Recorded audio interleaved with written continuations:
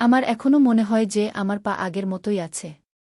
এটা যে কেটে ফেলে দেয়া হয়েছে, এটা যে নাই সেটা মনেই থাকে না। আমি পুরো পায়ের অনুভূতি আগের মতোই পাই। হাসপাতালের বিছানায় বসে কথাগুলো বলছিলেন ১৫ বছর বয়সী কিশোর তামিম হোসেন।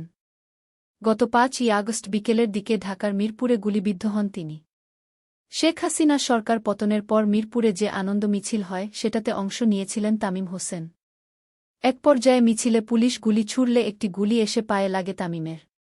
বাংলাদেশে জুলাই এবং অগাস্টের ছাত্রজনতার আন্দোলনে অনেকে যেমন মারা গেছেন, তেমনি তামিমের মতো আহত হয়েছেন কয়েক হাজার।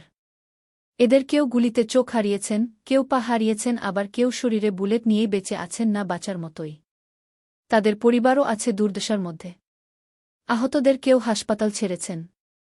আবার ১ মাস পরও সুস্থ না হওয়ায় অনেকের ঠিকানা হয়েছে হাসপাতাল। ঢাকার তামিম হোসেন পড়তেন একটি হাফেজি মাদ্রাসায়। চলতি বছর মাদ্রাসা থেকে ভর্তি হয়েছিলেন একটি মাধ্যমিক স্কুলের ৮ম শ্রেণীতে।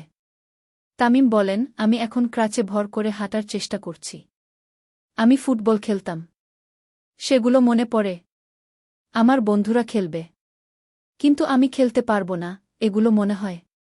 তখন আমার আম্মু ডাক্তারদের কথা বলে যে তারা এমন পা লাগায় দিবে যে তুমি খেলতে পারবা গু। তবে পরিস্থিতি যেমনই হোক, ভবিষ্যৎ নিয়ে হাল ছাড়ছেন না তামিম। স্বপ্ন দেখছেন বড় হয়ে ইঞ্জিনিয়ার হবেন। আবু সাইদ ভাই যখন মারা গেছে, অনেকেই আহত হয়েছে। তখন আমি বসে থাকতে পারিনি। আমার আম্মু নিষেধ করেছিল, কিন্তু আমি শুনি নাই। এখন ভাবি, আমি তো নিজেই সাহস করে আন্দোলনে গিয়েছি। নিজের একটা অঙ্গ গিয়েছে, আফসোস নাই। তবু দেশটা যেন ভালো থাকে।